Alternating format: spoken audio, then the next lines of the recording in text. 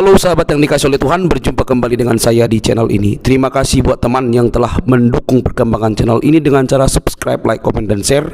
Tuhan memberkati. Teman-teman, kali ini kita akan melihat sebuah tayangan yang akan mencerdaskan banyak orang dan mungkin juga membuat orang lain sedikit kepanasan. Saya secara pribadi ketika mendengar ini banyak belajar, dan teman-teman juga boleh belajar bersama. Seorang profesor katanya, dan dia mengatakan hal-hal yang luar biasa, bagaimana Quran menjamin keselamatan Kristen. Pertanyaan saya, benarkah orang ini seorang profesor bukan Kristen?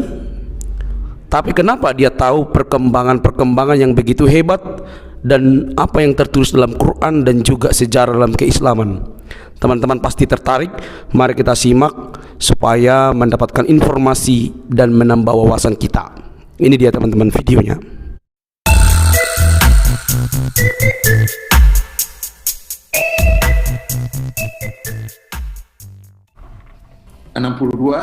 Dan Al-Maidah 69 yang intinya innalladzina amanu, mereka yang beriman, maksudnya umat Islam, walladzina hadu, orang-orang Yahudi, wan nasara, dan orang-orang pengikut Nabi Isa, mereka itu semua sabiin yang man amana billah, yang percaya kepada Allah, wal yaumil akhir wa amila salihah, dia percaya kepada hari kemudian. Dari mereka itu amalnya disebut yang tadi kita sebutkan, falahum ajruhum inda rabbihim, mereka akan mendapat ganjaran dari Tuhan, wala khaufun alaihim wala hum yahzanun, dan dari itu mereka tidak perlu takut, khawatir di hari kemudian, dan juga tidak perlu susah. Mayoritas ulama berusaha untuk menafsirkan ini bahwa mereka ini semuanya adalah yang sudah masuk Islam. Yang tidak setuju dengan pendapat itu menganggap bahwa tidak mungkin Allah akan menyebut kelompok-kelompok itu kalau mereka semuanya sudah masuk Islam. Ini menjadi kontroversi. Ayat yang kita sering baca, wal asri, demi waktu, innal insana lafi khusr, sesungguhnya manusia dalam keadaan merugi, illa ladzina aman, kecuali mereka yang beriman, wa amilus shalihat, dan yang melakukan amal saleh. Jadi iman dan amal saleh ini selalu digandengkan oleh Al-Quran. Nah, saya kembali kepada kelompok Kristen yang dianggap sebagai kelompok yang tulus, yang ikhlas, yang baik, yang lurus, yang percaya kepada Tuhan, percaya hari kemudian, menganjurkan yang baik, mencegah yang jelek. Mereka itu adalah minas salihin, dari kelompok orang-orang saleh. Dari sini timbul masalah. Apakah orang Kristen yang atau ahlul kitab yang disebut di dalam Al-Quran ini, apakah orang-orang pengikut Nabi Isa dan pengikut Nabi Musa? Ataukah mereka bukan pengikut Nabi Isa dan Nabi Musa? Ulama berusaha untuk menafsirkan ini bahwa mereka ini semuanya adalah yang sudah masuk Islam.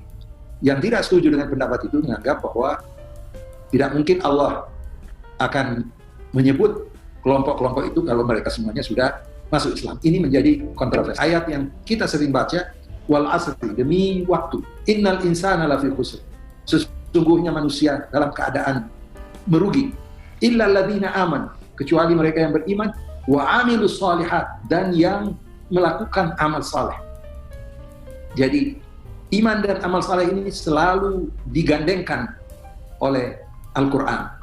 Nah, saya kembali kepada kelompok Kristen yang dianggap sebagai kelompok yang tulus, yang ikhlas, yang baik, yang lurus, yang percaya kepada Tuhan, percaya hari kemudian, menganjurkan yang baik, mencegah yang jelek. Mereka itu adalah minas salihin, dari kelompok orang-orang saleh. Dari sini timbul masalah. Apakah orang Kristen yang atau ahlul kitab yang disebut di dalam Al-Quran ini, apakah orang-orang pengikut Nabi Isa dan pengikut Nabi Musa? Ataukah mereka bukan pengikut Nabi Isa dan Nabi Musa pada masa nanti? berselisih pendapat. Kalau Syekh Ali Jum'ah menyatakan bahwa mereka itu adalah orang-orang Kristen yang ada pada zaman Nabi, yang percaya kepada Tuhan yang Esa dan yang mempunyai predikat yang tadi disebutkan, sehingga berarti ada di antara kelompok Kristen yang bisa digolongkan sebagai as-salihin sesuai dengan pernyataan Al-Quran. Ulama-ulama Islam mayoritas menganggap mereka itu adalah yang sudah masuk Islam, tapi dibantah oleh mereka yang sependapat dengan Ali Jum'ah bahwa Tuhan tentu tidak mungkin akan mengatakan bahwa mereka yang sudah masuk Islam. Tidak perlu dikatakan bahwa ahlul kitab itu tidak semuanya sama. Nah, disinilah timbul pemikiran, pendapat-pendapat yang berbeda. Masalahnya bahwa hubungan antara umat Islam dan umat Kristen diliputi juga oleh konflik yang cukup lama, sehingga terkadang ulama terbawa juga oleh konflik itu, sehingga menafsirkan ayat Al-Quran sebagian dari mereka yang berlebihan terhadap Kristen. Umpamanya ada pandangan bahwa kemerosotan Islam ini disebabkan karena beberapa aliran yang ada, agama yang ada, itu pendapat Ibn Taimiyah, dan termasuk di dalamnya adalah Kristen, sehingga umat Islam diminta untuk tidak ikut merayakan perayaan Kristen. Tentu Ibn Taimiyah mempunyai pandangan-pandangan yang dapat diterima pula, namun ada juga ulama-ulama yang mempunyai pandangan yang lebih luas. Pertanyaan yang timbul adalah di mana tempat kelompok lurus atau ummah qaimah dari ahlul kitab ini yang masuk dalam golongan para nabi-nabi. Sebagaimana saya sampaikan tadi, beda penafsiran. Yang menganggap bahwa mereka ini sebenarnya orang Islam, tapi tadinya ahlul kitab, sehingga tidak ada masalah di situ. Ada yang mengatakan bahwa betul ahlul kitab, tetapi sebelum masa Nabi Muhammad lahir, sehingga ahlul kitab adalah yang belum mengenal Islam yang dibawa oleh Nabi Muhammad SAW.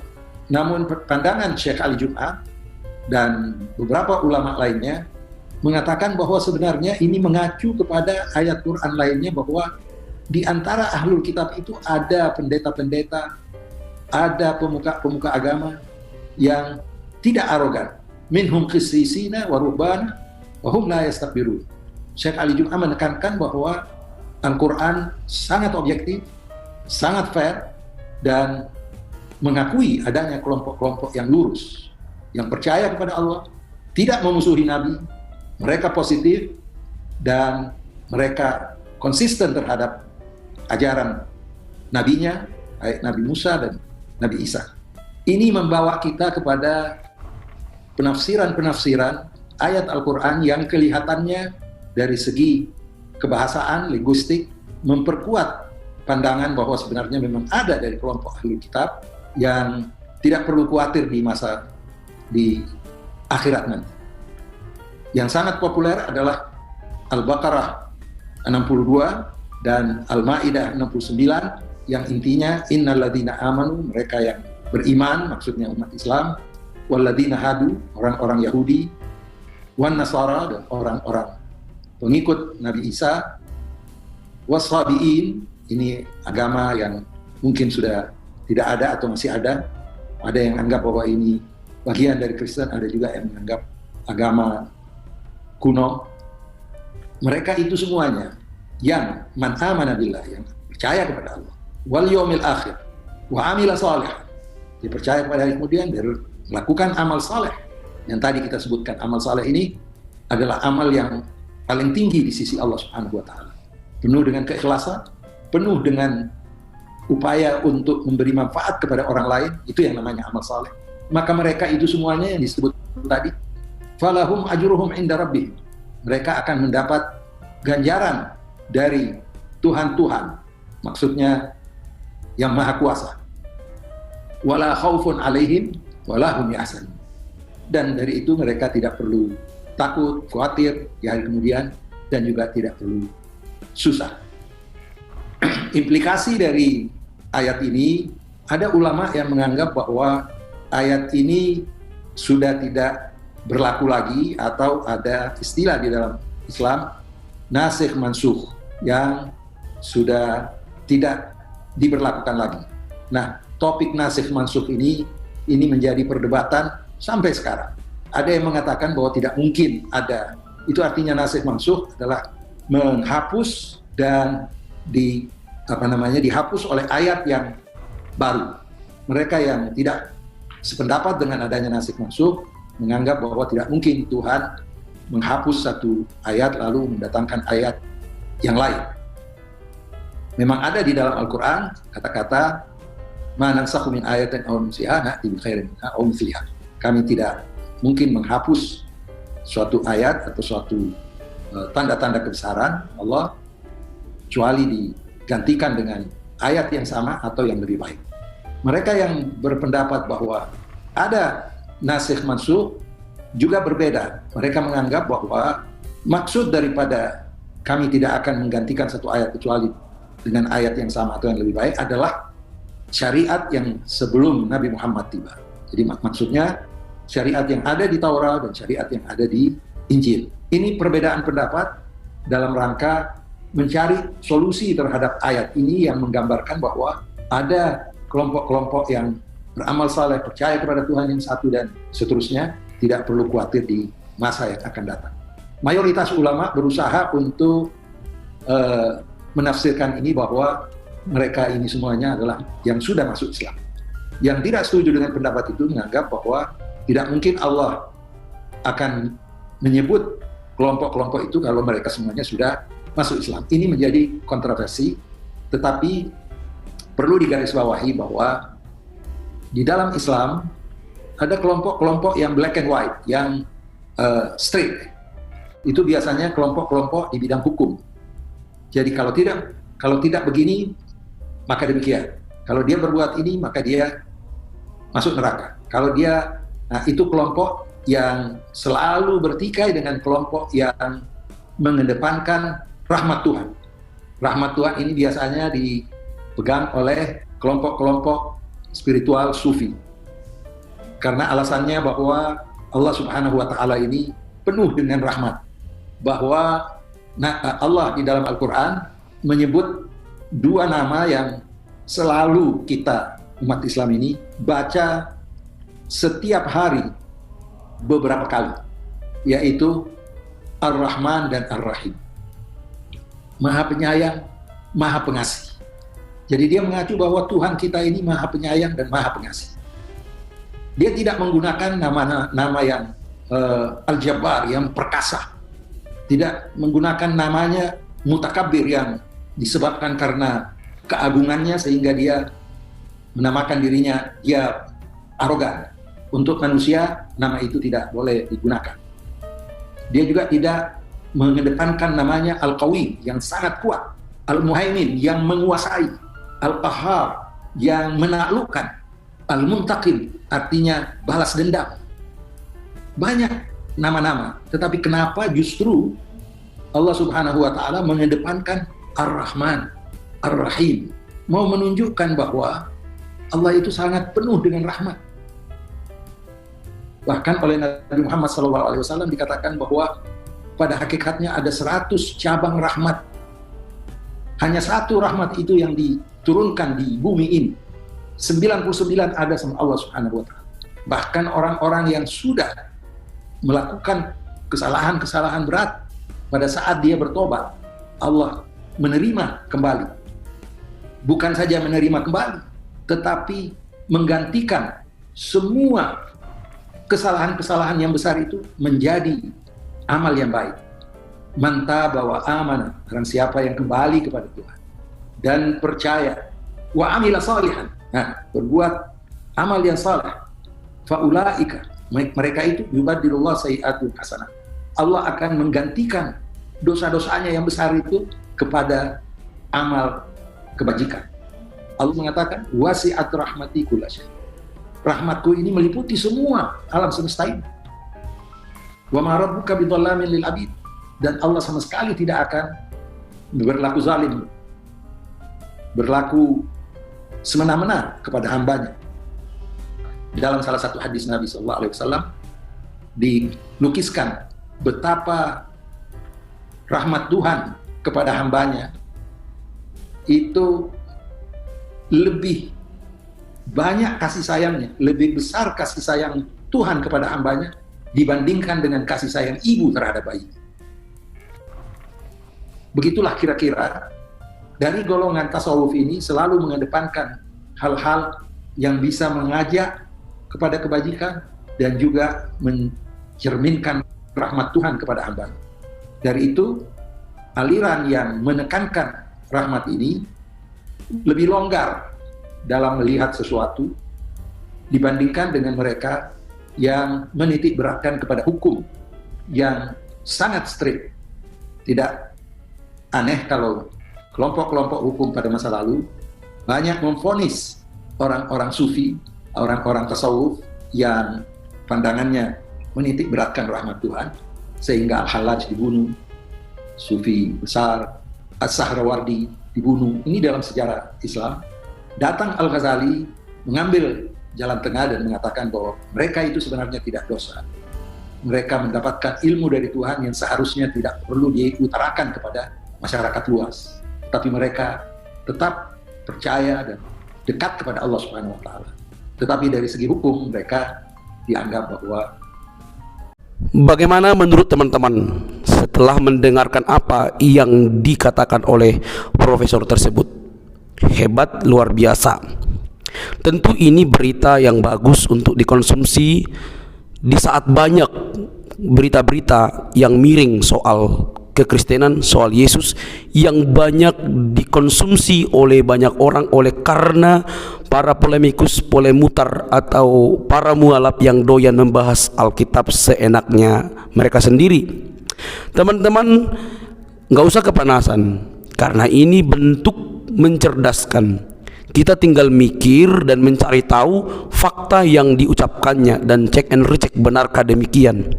Masalahnya dia tahu bagaimana dalam tulisan Quran bahwa keselamatan dijamin bagi orang Kristen. Wow, luar biasa. Apakah itu sebuah kebenaran yang benar-benar terjadi? Teman-teman yang lain boleh meresponnya. Tetapi saya hanya ingin mengutip bahwa orang-orang yang dijamin oleh Quran diselamatkan adalah orang Kristen. Itu hebat menurut saya. Benarlah kata firman Tuhan, teman-teman. Benarlah kata firman Tuhan bahwa keselamatan tidak ada dalam Yesus Kristus, berada dan hanya melalui Yesus Kristus. Nah, saya bangga karena ada banyak orang yang pintar saat ini, banyak orang yang berani muncul untuk mencerdaskan banyak orang. Karena media ini media yang tidak dapat disaring. Semua orang bisa menggunakan media dan berkata-kata apapun. Tapi dengan munculnya orang-orang pintar, maka itu dapat untuk mencerdaskan banyak orang. Katanya dia seorang profesor dan dia bukan Kristen, tapi dari perkataannya, dari penerangannya, semestinya benar bahwa dia bukan orang Kristen. Dan dari sejarah-sejarah yang dia kupas dan bukakan menunjukkan bahwa dia memang bukan seorang Kristen. Tetapi poin yang perlu disampaikan adalah bagaimana orang Kristen itu benar-benar dijamin juga keselamatannya. Stop. Saya mau berkata, teman-teman, kekristenan itu diselamatkan oleh karena anugerah dalam Yesus Kristus. Jadi sebenarnya tanpa pengakuan dari seorang profesor ini atau cendekiawan ini, kekristenan itu diselamatkan oleh karena Yesus Kristus. Sekalipun ada banyak orang mencoba meragukan, para polemikus muslim mencoba meragukan, mempertanyakan, bahkan mengejek, menghina atau soal Yesus, tetapi faktanya bahwa ada satu jalan menuju surga dalam ajaran kekristenan melalui Yesus. Tidak ada keselamatan di bawah kolong langit ini kecuali di dalam nama Yesus, nama yang menyelamatkan itu. Itu sebabnya ada banyak orang juga yang melihat terhadap Alkitab, dalam ajaran kekristenan hanya Yesus jalan keselamatan, tidak ada yang lain. Jadi semoga ada banyak orang yang datang kepada Yesus dan menerima Yesus sebagai Tuhan dan Juru Selamatnya secara pribadi. Tidak usah kepanasan, ini mencerdaskan. Yang penting mari cek and recheck, buka media, lihat apa yang dikatakan, pastikan Dan kalau ada komentarmu yang baru atau yang penemuanmu yang baru, tuliskan di kolom komentar supaya saya juga dapat belajar dari teman-teman yang menyaksikan video ini. Kasih karunia Tuhan Yesus Kristus yang memanggil kamu untuk bertobat, kiranya menolongmu untuk percaya dan datang kepada Yesus. Sampai di sini video saya. Jangan lupa untuk mendukung dengan cara subscribe, like, komen, dan share. Sampai ketemu di video selanjutnya. Bye bye.